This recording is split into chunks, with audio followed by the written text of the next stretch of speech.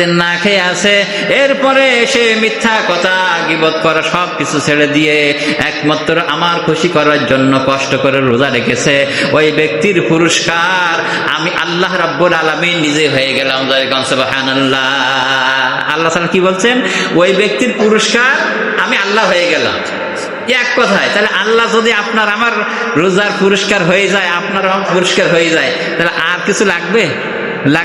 কিন্তু এই কথার পরে আমাদের বিশ্বাস খুব বেশি নেই। আল্লাহ বলেছেন, এটা আল্লাহর কথা কি মিথ্যা হয়? আল্লাহ রাব্বুল আলামিন বলেন, ওয়া মান আসদাকু মিনাল্লাহি কিলা, আল্লাহ তাআলার চাইতেও সত্যবাদী এই জগতে, এই জমিনে কেউ নাই। জোরে গন সুবহানাল্লাহ। তাহলে আল্লাহ তাআলা বলছেন রমজানের পুরস্কার আমি আল্লাহ তাআলা ওই রোজাদারের জন্য আমি কি দেব সেটা আমি হিসাব কিতাব করে দেব না, আমার ইচ্ছা মতন দেব। অপর জায়গায় বলছেন আমি রোজাদারের পুরস্কার আমি আল্লাহ নিজে হয়ে গেলাম। সুবহানাল্লাহ। তাহলে এই রোজাগুলো রাখার আমাদের দরকার আছে না নাই? আছে না? আমার ভাইরা, আমার বন্ধুগণ, আল্লাহর নবী জনাবে মুহাম্মদুর রাসূলুল্লাহ সাল্লাল্লাহু আলাইহি সাল্লাম তিনি বলেছেন জান্নাতের আল্লাহ রাসূল বলেছেন যে জান্নাতের দরজা রয়েছে কয়টা? 8টা দরজা রয়েছে। ওই দরজা 8টা দরজা রয়েছে, কিন্তু যে ব্যক্তি রোজা রাখবে, যে ব্যক্তি রোজা রেখেছে, সে ইখলাসের সহিত আল্লাহ তাআলার সন্তুষ্ট করার জন্য রোজা রেখেছে, ওই বান্দার জন্য আল্লাহ রাসূল বলেছেন জান্নাতের একটা স্পেশাল দরজা রাখা হয়েছে। জোরে বলেন সুবহানাল্লাহ। কাদের জন্য? ভালো করে বুঝতেছেন কিন্তু, কাদের জন্য? রোজাদারদের জন্য। আল্লাহ রাসূল বলছেন, আল্লাহ রাসূল বললেন 8টা বেহেশতের 8টি দরজা রয়েছে, তার মধ্যে হইতে একটা দরজা রোজাদারদের জন্য স্পেশাল রাখা হয়েছে। ওই একটা বেহেশতের দরজাটার নাম কি? জোরে বলেন রায়্যান। এই দরজা দিয়ে কেবলমাত্র রোজাদাররা প্রবেশ করবে। জোরে বলেন সুবহানাল্লাহ। আমার বন্ধুগণ, তাহলে এই যে রোজার কত মর্যাদা আল্লাহ রাসূল সাল্লাল্লাহু আলাইহি ওয়াসাল্লাম দিয়েছেন। আমার বন্ধুগণ, আমার ভাইরা, আল্লাহ রাসূল জনাবে মুহাম্মদুর রাসূলুল্লাহ সাল্লাল্লাহু আলাইহি সাল্লাম আরো বলেছেন যে ব্যক্তি রোজা রেখেছে, আল্লাহ তাআলা সন্তুষ্ট করার জন্য রোজা রেখেছে, ওই ব্যক্তির জন্য আল্লাহ রাব্বুল আলামিন 2টা খুশির সময় রেখেছে, 2টা আনন্দের সময় রেখেছে, 2টা পুরস্কারের ব্যবস্থা করে রেখেছেন। কয়টা? 2টা। আমার বন্ধুগণ, আল্লাহর নবী হাদিসের মধ্যে বলেছেন 2টা খুশির সময় হলো এই। আল্লাহ রাসূল বলেছেন যে ব্যক্তি রোজা রেখেছে, সকাল থেকে নিয়ে সন্ধ্যা পর্যন্ত না খেয়ে আছে, আল্লাহ তাআলার বিধিবিধান অনুযায়ী মেনে রোজাকে সম্পন্ন করেছে, রাসূল করিম সাল্লাল্লাহু আলাইহি সাল্লামের আদেশ নিষেধ মোতাবেক রোজাকে সম্পন্ন করেছে, ওই ব্যক্তির জন্য খুশির সময় হলো 2টা। একটা হলো ইফতারের টাইমে কিন্তু ওই ব্যক্তির যা দোয়া করে আল্লাহ তাআলা কবুল করে থাকেন। সুবহানাল্লাহ।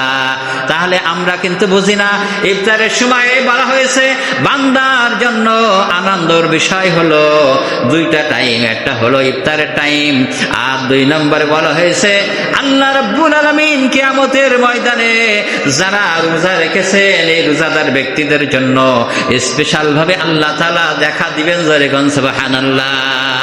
তাহলে আপনার আমার মন কি চায় না যে আল্লাহকে আমরা দেখবো? হ্যাঁ, আল্লাহ দেখার মন চায় না? যে আল্লাহ দেখতে গেলে কি করতে হবে? রোজা রাখতে হবে, আল্লাহ তাআলার হুকুম মানা লাগবে, তারপর তো দেখতে হবে নাকি? তা আপনি আর আমি রোজা রাখলাম ইচ্ছা মতন, আবার ইচ্ছা করলাম যে হলো ইচ্ছা করলাম যে রোজার দরকার নাই, নামাজেরও দরকার নাই, তাহলে কি আল্লাহর সঙ্গে দেখা হবে? দেখা হবে না। আজকে লক্ষ্য করে দেখেন যে পবিত্র জুমার দিন, পবিত্র ঈদের দিন, মাহে রমজান মুবারকের দিন রোজাদারের ব্যক্তিরা ইচ্ছা মতন চলে, মসজিদে আসতেছে, হবে না। দেখেন টাইম যখন হয়ে যাচ্ছে তার 1-2 মিনিট আগেও আসতেছে, নামাজে দাঁড়াই গেছে তার আগেও আসতেছে। কিন্তু একটা বাস্তব কথা, যদি আপনাদের এলাকায় যে স্কুলের মাঠে কি বাজারে, প্রাইমারি স্কুলের ময়দানে কোনো যদি গান বাজনার আসর হয়, কি যাত্রা সেমিনার যদি আপনার আয়োজন করে, তাহলে আমার বন্ধুগণ যাত্রায় গেলে কিংবা সার্কাসে গেলে টিকিট নেয় না? একটা টিকিট কেনা এমনি এমনি দেখায়, টিকিট নেয় না? টিকিট নেয়, তাই একটা টিকিট 50 টাকা 100 টাকা দিয়ে কিনতে হয়, কিনা লাগে না? তাহলে এই টিকিট কিনে যাত্রার প্যান্ডেলে ঢুকবে, সার্কাসে ঢুকবে, ওই লাইনে যাই দেখবেন কত ভিড়, হ্যাঁ কত ভিড়। আর সবাই চায় যে আমি আগে যাব, নাকি? সবাই চায় আমি আগে যাব। কিন্তু আপনার আমার জন্য যে আল্লাহ রাব্বুল আলামিন যে ভাগ্য নির্ধারণ করেছে লাইলাতুল কদর রজনীতে, রমজান মাসে আমরা এই সময়টা দেব আল্লাহর জন্য, এই সময়টা আমাদের ভাগ্যে জোটে না, জোটে এই সময়টা জোটে না। কিন্তু অন্য বেলায় আমরা খুব আগে ভাগে যাই, কিন্তু চলে যাই। আমার ভাই, আমার বন্ধুগণ, আল্লাহ নবী জনাবে মুহাম্মদুর রাসূলুল্লাহ সাল্লাল্লাহু আলাইহি সাল্লাম তিনি বলেছেন, বান্দা যখন একটা মাস সিয়াম পালন করলো, রোজা রাখলো, রোজা রাখার পরে বান্দা যখন ঈদুল ফিতরের ময়দানে যায়, যাই কিনা যায় আমরা?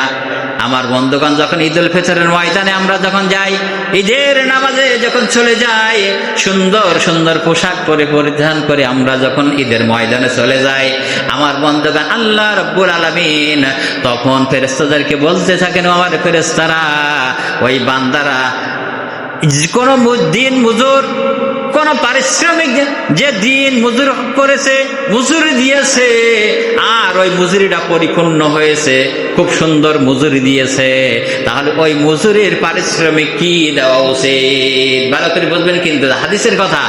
আল্লাহর নবী বলছেন, আল্লাহ তাআলা ফেরেশতাদেরকে বলতে থাকেন, আমার ফেরেশতারা, যদি কোনো ব্যক্তি শ্রম দিয়ে থাকে, শ্রম যদি পরিপূর্ণ দিয়ে থাকে, শ্রম যদি তার সঠিক আদায় করে থাকে, তাহলে ওই শ্রমিকের তার পারিশ্রমিক কি দেওয়া উচিত?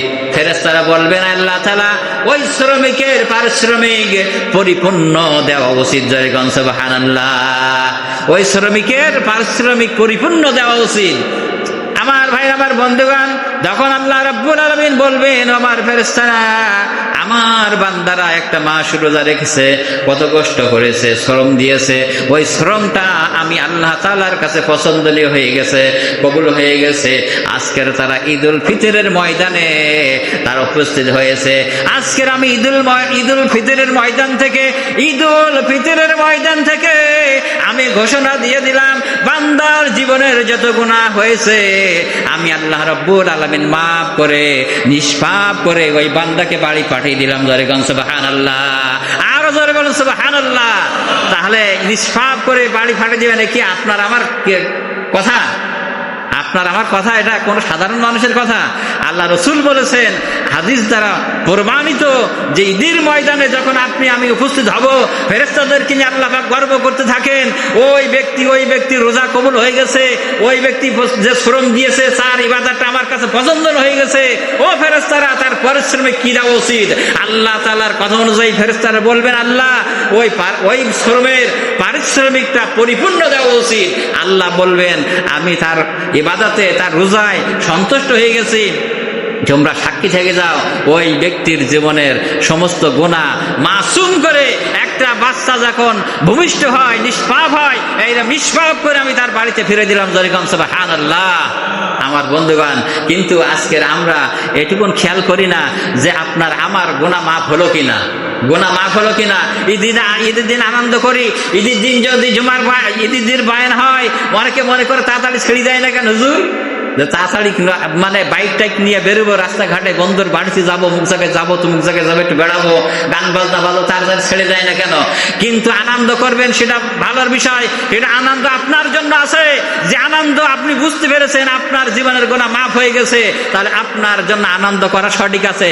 কিন্তু আপনার জন্য যে গুনাহ মাফের জন্য রমজান মাস দিয়েছেন, বান্দার গুনাহ মাফের জন্য যে লাইলাতুল কদর দিয়েছেন, বান্দা গুনাহ মাফের জন্য যে কোরআনুল কারীম দিয়েছেন, এইগুলো যদি একটাই ধরে আপনার আমার জীবনের গুনাহ কথা মাফ করাইতে না পারি, তাহলে আপনার আমার ঈদের ময়দানে যে কোনো ব্যর্থতা আছে, আর কিছু আছে কিনা কি বলেন? আমার বন্ধুগণ, আমার ভাইরা, এই জন্য একের পর এক বিদায় হয়ে গেছে, রমজান বিদায় হতে চলেছে। আর কয়েকটা রয়েছে, 5-6টা রমজান রয়েছে, কি 7টা রয়েছে। আমার বন্ধুগণ, এখন আসুন, যদি আপনার আমার যদি গুনাহ খাতা মাফ না করতে পারি, যে হাদিসটা বারবার বলা হয়, তাহলে কিন্তু আল্লাহর লানত, ফেরেশতার লানত, মানুষের লানত, সব লানত আপনার পরে পতিত হইতে থাকবে। কেননা মাফ করাইতেই হবে। কেন মাফ করাইতে পারলেন না? এটা কিন্তু জবাব দেওয়া লাগবে। আপনি, আল্লাহ তাআলা আপনাকে সৃষ্টি করেছেন, আল্লাহর কাছ থেকে আপনি মাফ করে নেবেন, এই যোগ্যতাটা যদি আপনার না থাকে, তাহলে আপনি কিসের মানুষ? হ্যাঁ, আল্লাহর কাছ থেকে মাফ করাইতে হবে কিভাবে, এটা আপনি আমি জানি না? জানি কেন জানি, কিন্তু এদিকে বললাম না, সেদিনকে একটা উদাহরণ দিলাম, আল্লাহর কাছে এদিকে ক্ষমা চাইতেছি, এদিকে আমি প্লেটের হিসাব করি যে কোন প্লেটটা ইফতারি প্লেট ছোট, কোন ইফতারি প্লেটটা বড়, কোনটা ভালো পড়েছে, কোনটা গোশ পড়েছে, এটা দেখি, আর এদিকে আল্লাহুম্মা আমিন আমিন করি। তাই আজকে মাফ হবে? মাফ হবে? আমার বন্ধুগণ, আমার ভাইরা, হযরত উমর ফারুক রাদিয়াল্লাহু তাআলা আনহু ঈদের দিনে তিনি সেজদায় পড়ে কান্নাকাটা করতেছেন। সাহাবায়ে কিরাম রাদিয়াল্লাহু তাআলা আনহুরা তারা দেখলো যে উমর ফারুক রাদিয়াল্লাহু তাআলা আনহুর খুঁজে পাওয়া যাচ্ছে না, কোথায় গেল?